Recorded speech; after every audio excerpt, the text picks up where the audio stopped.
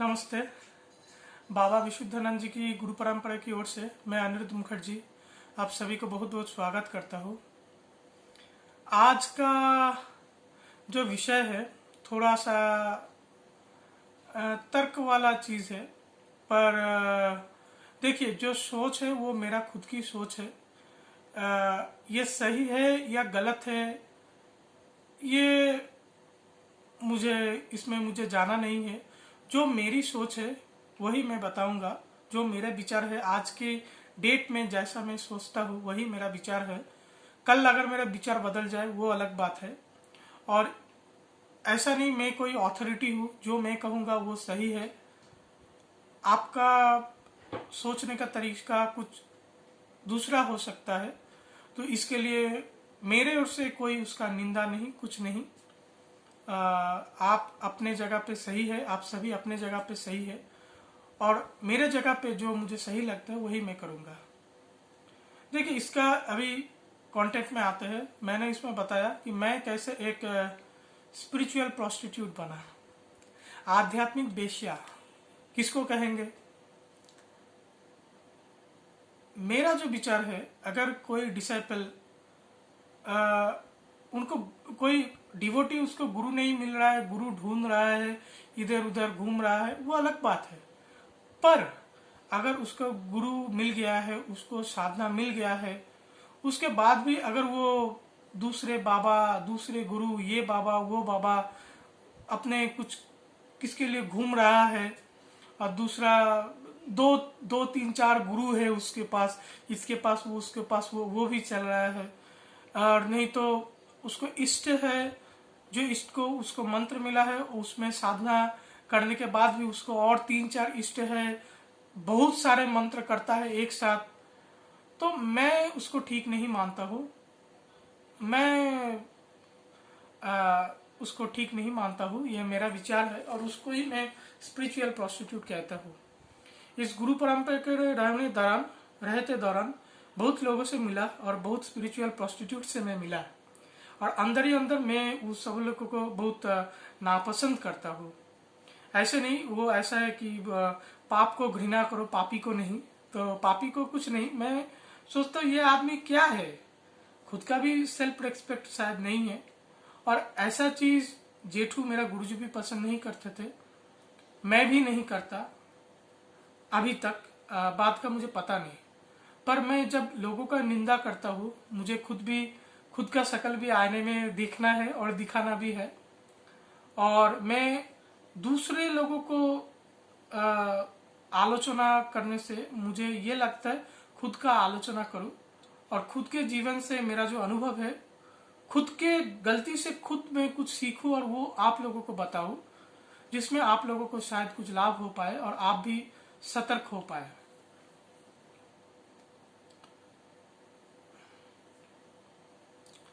आज का कंटेंट थोड़ा सा बड़ा है, मैं देख रहा हूँ उसको कैसे किया जाए। ठीक है, तो मैं कैसे आध्यात्मिक वेश्या बना। ठीक है, स्पिरिचुअल प्रोस्टिट्यूट जो कहते हैं, वो चीज़ शुरू हुआ 2015 के बाद, जब 2014 को मेरा गुरुजी जेठू उसका शरीर छोड़ गया, और 2015 को ये चीज़ें शुरू हुई मेरे जीवन में। और इसके पीछे जो था, मेरा गुरु माँ, जेठी माँ उसको मैं कहता हूँ, वो मेरा था। वो मुझे मॉरली डिमोरलाइज किया, और बाकी लोग मुझे डिमोरलाइज कर ही सकते, उसमें कोई नहीं भेद नहीं है। पर मैं भी थोड़ा सा बचपना उसमें था, और मैं भी थोड़ा सा एमेच्योर था, जो मैं बहक गया। तो इसको थोड़ा सा मैं बताता हूँ कैसे क्या हुआ। देखिए, मेरा गुरु माँ जो है, मेरा नसीब ऐसा है कि मुझे पता नहीं उनका गलती है कि मेरा गलती है, उनसे मेरा कभी ठीक से नहीं बना, कभी भी नहीं बना। शुरू से आखिर तक उनसे मेरा नहीं बना। गुरुजी के परिवार से मेरा संबंध कभी ठीक नहीं रहा, और जो मैं हमेशा मेरे गुरुजी से भी वो ओपन रहता था कि ये तुम्हारे लोग हैं, उससे मेरा नहीं बनता है। तो वो बोलता है ठीक है चलो, वो मैं अपने, मेरा मन में जो था, मेरा मुंह पे वो है, तो मैं अपने गुरुजी के पास वो बहुत मेरा स्पष्ट था वो चीज़ें। और फिर भी उन्होंने मुझे बोला तुम मेरे परिवार के पास रहो, वो अलग बात है। ठीक है, तो वो क्या हुआ, मैं कुछ इंसिडेंट बताता हूँ। थोड़ा इंसिडेंट बताऊंगा, ठीक है, ज़्यादा कुछ नहीं, क्योंकि जो मेरे उम्र से बड़े हैं और सम्मान के जगह पे है, उनको लेके ज़्यादा ये ठीक नहीं है कि वो सही है गलत है वो अलग बात है, पर ज़्यादा उनको छोटा करके कि दूसरों के सामने उसका कोई नहीं आता है। तो 2-3 इंसिडेंट बताऊंगा, उसमें ही आपको थोड़ा बहुत वो आ जाएगा कैसे क्या हुआ। एक इंसिडेंट है, मैं कभी शादी नहीं करना चाहता था, और मेरा जो जेठी माँ है, गुरु माँ है, वो हमेशा मुझे ये कहते थे कि तुम शादी करो, तुम्हारा गुरु शादी किया, कि विशुद्धानंद जी शादी किया, तुम भी शादी करो। तो वो हमेशा वही आलाप बिन बजाते थे। तो जो एक विजय कृष्ण गोस्वामी जी थे, कि वो कुलदानंद ब्रह्मचारी जी को कहा कि काक का बिष्ठा, क्रो का बिष्ठा खाना जैसा है, और वही एक ब्रह्मचारी और एक स्पिरिचुअल आदमी के लिए शादी वैसा सोच है। तो ऐसा नहीं था कि लड़की मुझे पसंद नहीं है, लड़की लोग उम्र कम है तो फीमेल के साथ अट्रैक्शन वो रहता है, फिर भी मुझे शादी तो नहीं करना था, ठीक है। तो फिर भी मेरा जेठमा वही बिन बनाते थे।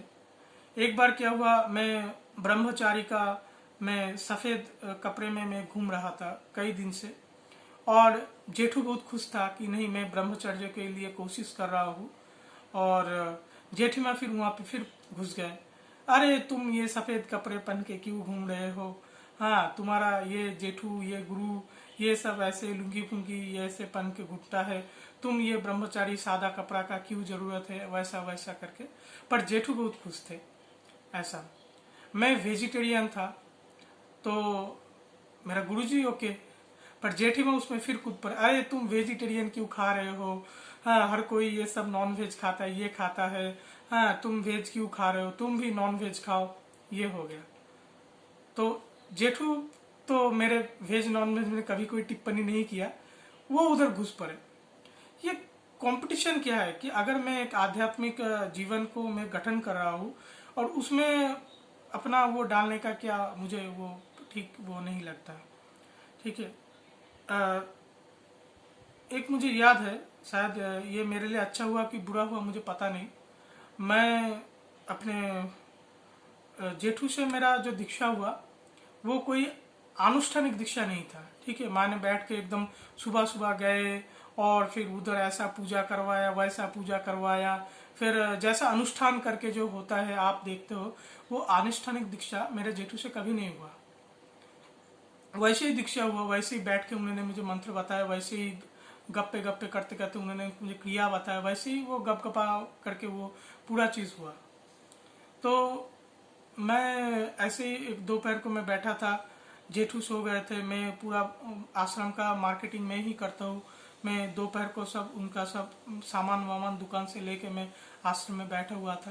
तो मेरा क्या था, जेठू से मैं मिलने का 5 साल बाद मुझे लगा कि मैं उनसे मैं दीक्षा लूंगा, और उसके बाद भी 6 महीने तक उनके साथ मेरा तर्क वितर्क चलता रहा कि कैसे क्यों दीक्षा होना चाहिए, क्यों ये ठीक है। तो बहुत उनसे मेरा वो चलता था। तो वही उसके बाद दीक्षा भी मिला, सब ठीक चल रहा था। तब जेठी माँ ने मुझे कहा था, अरे तुम तो एक बात बताओ। मैं बोला क्या हुआ, नहीं तुमको तो दीक्षा नहीं मिला है, तुम बस बहुत जिद पे अड़े रहे थे, जेठू के पीछे लग रहे थे, तो इसलिए बस तुमको थोड़ा बहुत एक मंत्र दे दिया और जिसमें तुम अभी के लिए शांत हो जाओ। दीक्षा तो नहीं हुआ, हमारे गुरु परंपरा में दीक्षा ऐसे होता है वैसे होता है, ऐसा करके हा हा हा हा कैसे मुझे बुद्धू बना के बिठाया गया, ऐसा ऐसा उन्होंने कहा।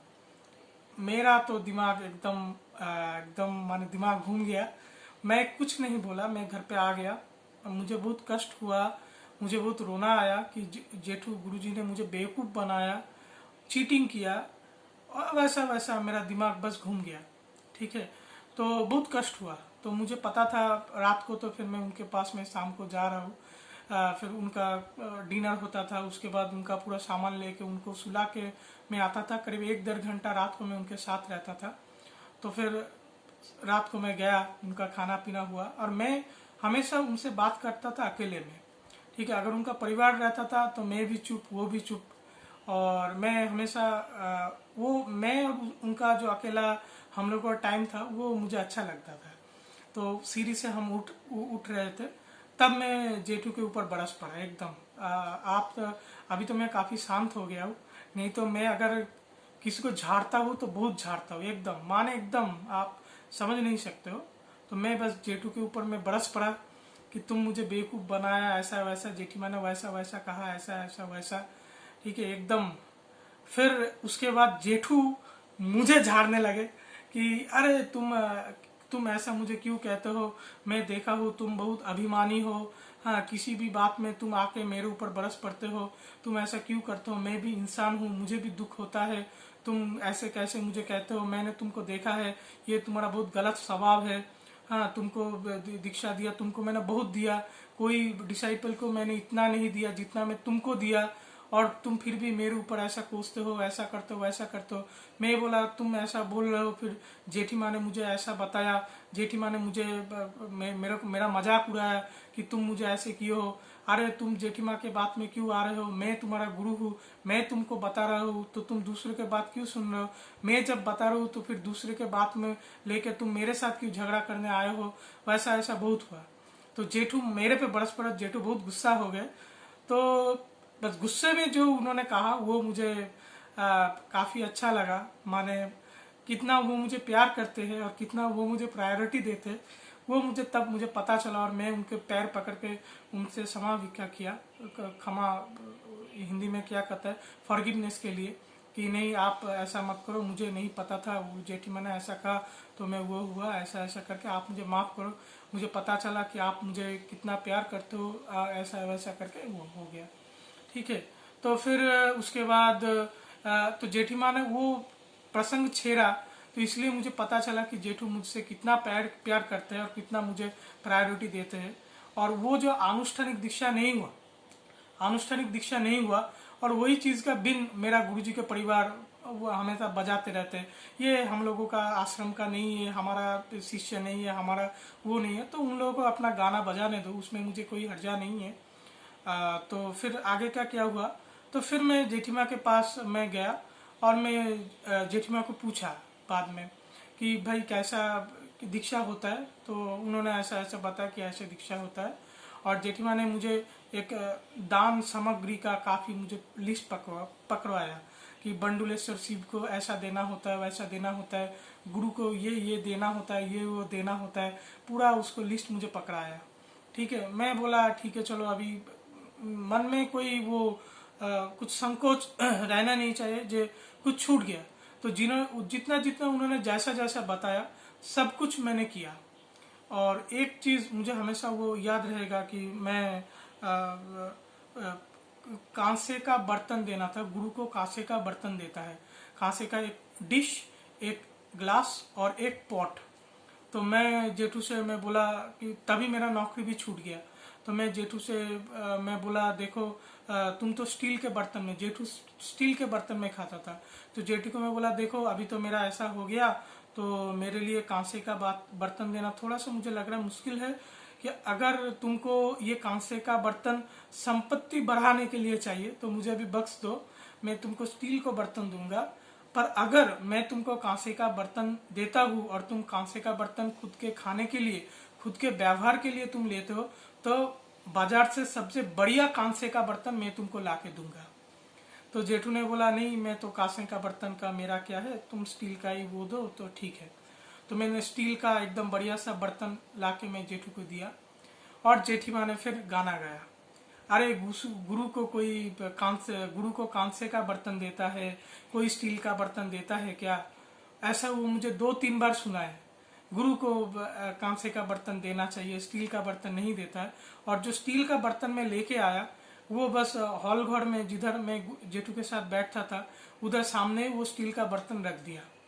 और काफी दिनों तक जब भी मैं आया वो देखा वो स्टील के बर्तन सामने रखा हुआ है, माने देखो कि तुम्हारा चीज का कोई वैल्यू नहीं है, वैसे ही रखा हुआ है, हम लोग उसका कुछ नहीं करते हैं। तो अभी ऐसा ऐसा आप सोच सकते हैं कि कैसा चला मेरा जेठी माँ से कंपटीशन। वो बहुत बातें हैं, एक माँ का एक संतान के साथ, एक शिष्य के साथ कैसा कंपटीशन होता है ऐसा हिसाब मुझे मालूम नहीं है। और भी बहुत सारे बातें हैं, उतना मुझे अभी उनके आलोचना में कोई उसमें सीखने वाली बात नहीं है, तो उसको हम ज़्यादा फिर आगे नहीं खींचना चाहेंगे। बस जेठी माँ के बारे में अगर कुछ अच्छा मुझे बताना है तो मैं यही कह सकता हूँ कि मेरा गुरुजी के साथ विशुद्धानंद जी का जो फोटो है वो उन्होंने मुझे दिया, मुझे लग नहीं रहा था वो मुझे कभी देंगे, उन्होंने वो मुझे दिया। और दूसरा, कभी भी आश्रम में अगर उत्सव वगैरह होता है तो जो खाना बनता है वो मुझे भरपूर मिलता है, ठीक है। कोई डिवोटीज को मिले या ना मिले, मुझे भरपूर मिलता है, मुझे अलग से बिठाया जाता है और जितना भी कचौरी लो, दाल लो, तरकारी लो, पूरी लो, भर भर के वो मुझे हमेशा खिलाते हैं। बंडूल में मनसा पूजा के दौरान मटन होता है, तो मेरा क्या, मैं कभी वेज रहता हूँ कभी नॉन वेज रहता हूँ, अभी तो पूरा नॉन वेज ही हूँ। तो जब मैं नॉन वेज था तो मटन बना तो मुझे अलग से जेठी माँ बिठाए और बाकी जो डिवोटीज है उसको 2 पीस 4 पीस में रफा दफा हो गया और मेरे जो बैठे हुए पूरा मटन भर के था। तो हमेशा खाने पीने का वो मेरा काफी वो ख्याल रखे, उसको वो पार्ट छोड़ के अभी बहुत चीजें हैं। आप मेरा नसीब कहिए और मेरे अंदर कुछ गलतियां है, मुझे पता नहीं, उनके साथ रिश्ता मेरा कुछ खास अच्छा नहीं था और इसी चीज को मैं कंटिन्यू करूंगा। जब जेठू चले गए फिर जेठी माँ मुझे डिमोरलाइज किया कि तुम विशुद्धानंद जी को नाम को लेके तुम मार्केटिंग कर रहे हो, तुम सेल करोगे, पैसा बनाओगे, ये वो हमारे आश्रम से तुम्हारा कोई संबंध नहीं है, तुम कुछ नहीं हो। हाँ, ऐसा ऐसा करके उन्होंने मुझे बहुत 1-2 साल तो वो मुझे हमेशा कोसते रहते, तो उल्टा पुल्टा बताते रहते थे। तो वो मुझे बोले कि विशुद्धानंद के नाम के छोड़ के तुम एग्जिस्ट ही नहीं करते, तुम कुछ नहीं हो। वो चीज को मैंने पकड़ लिया, क्योंकि देखिए मैं तो एक सेल्फ मेड आदमी हूँ। मेरे फैमिली में कोई इतना स्पिरिचुअल नहीं है, हालांकि मेरे मम्मी पापा स्पिरिचुअल हुए बाद में, लाइफ के सेकंड पार्ट में वो लोग हुए, पर हमारा फैमिली उतना खास स्पिरिचुअल उतना तो नहीं था।